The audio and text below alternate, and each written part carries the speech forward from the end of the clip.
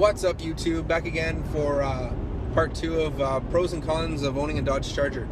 Now, I like the fact that you can turn off your lights while driving, so you don't need to leave your lights on. If you have HIDs, if you have an automatic headlight switch and they come on like GM cars.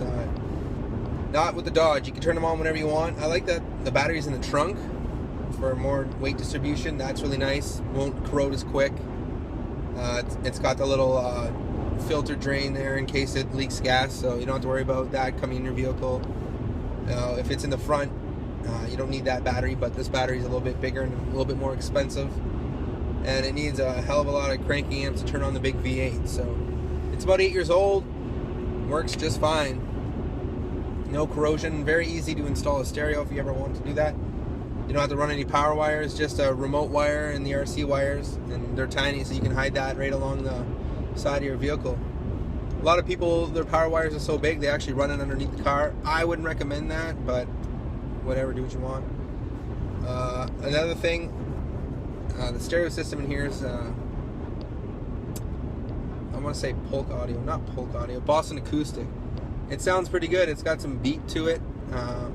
Now, being a car audio guy, I would upgrade the stereo just because that's just my preference. But for someone that just wants a little bit of bass, a good head unit is plenty for this car. So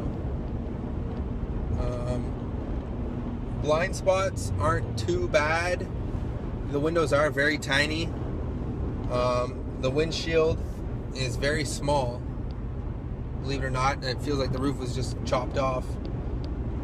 They could have put a triangle here like the new Hondas, but whatever. Little things I'm just nitpicking at here. Lots of leg room. All I'm using is just a cigarette plug in there and to charge my phone and to listen to music. But I could get the aftermarket stuff, but I don't want to. The knobbies actually indent into the plastic here, so if I get a nice square head unit, it's going to leave a huge hole on both sides, and that's going to look goofy as hell. I don't know why they did that. They should have just left everything in a square box like all the newer models, but when they first came out with this, they weren't using their heads. Another thing I don't like, the 18-inch rims. Wish they were 20s, but that was on the SRT models. I wish I had the hood scoop, but that's the SRT model.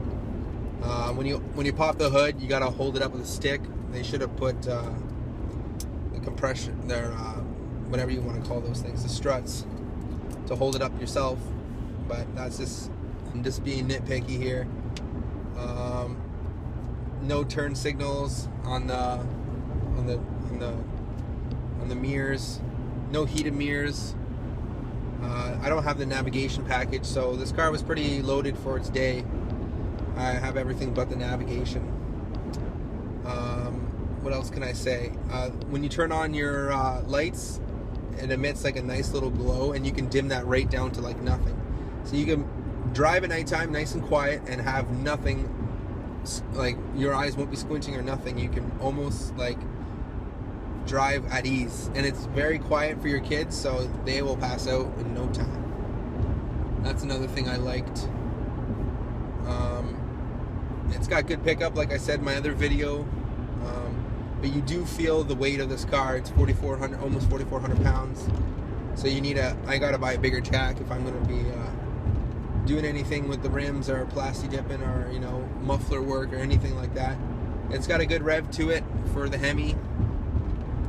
I wish the doors were aggressive like the newer models. I really like that. And here's that stupid thing. Every time I hit a bump, there's no insulation up there. Very cheap quality. Now this car is 200 inches long. You do feel its length, but it's got a good turning wheel. So turning radius. So when you're cranking the wheel, it feels like you can crank it that much more. And the engine's so heavy in the front that on the Hemis, they put the double suspension, or don't quote me on this, but if it's it's not wishbone, it's something. I know there's rear independent. This car doesn't have it, but it's got the double suspension up front. Maybe it is wishbone, I don't know, but they really worked hard. When I hit bumps, it's solid. It's not like it's stiff suspension.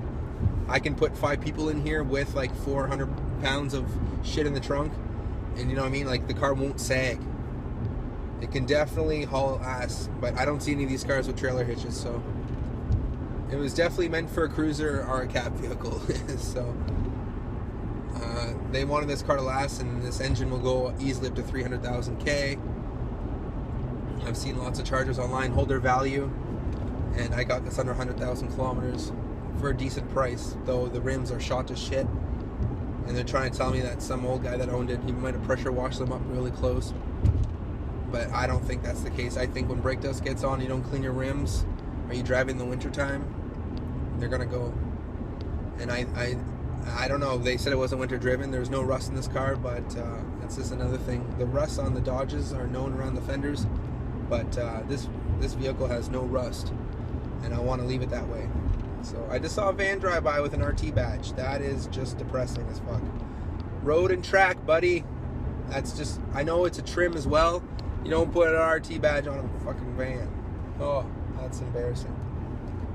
I'm trying to think of something else. I took out the HIDs in this car because I don't have the proper ballast, or the proper casings for the front lights, so they're just shining the HIDs everywhere. I'd like to have the projection beam that, you know, it comes with, so it gives a nice clean straight cut, but that's expensive, and I ditched that idea. Now I notice on the Chrysler 300s, the brake lights right in the back window, so you kind of have to cut around that with the tint, and I thought that looked so goofy. I like that the brake lights right on the trunk lid here. I like not having a spoiler as much as people think spoilers are cool.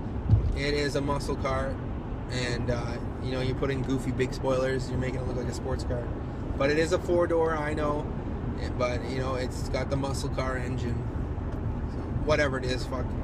It's a Dodge Charger turned into a 4-door because we don't live in the 60s no more with the big 440s and the 7-liter fucking Hemis, okay? Though we're getting there, but we're getting there in 4-door way. And it's cheap on my insurance because I would be raped if I had to pay for a Dodge Charger from the 60s with that big motor. But other than that, you know, it idles pretty good. It'd be nice to have a little bit of an upgrade, but you know, I'm just being nitpicky again. Dual exhaust is nice. I like how all Mopar bumpers all have the indent. If you ever want to get dual exhaust on any trim, that's a nice thing that Chrysler did. But a lot of people were complaining that the V6 sounds like shit.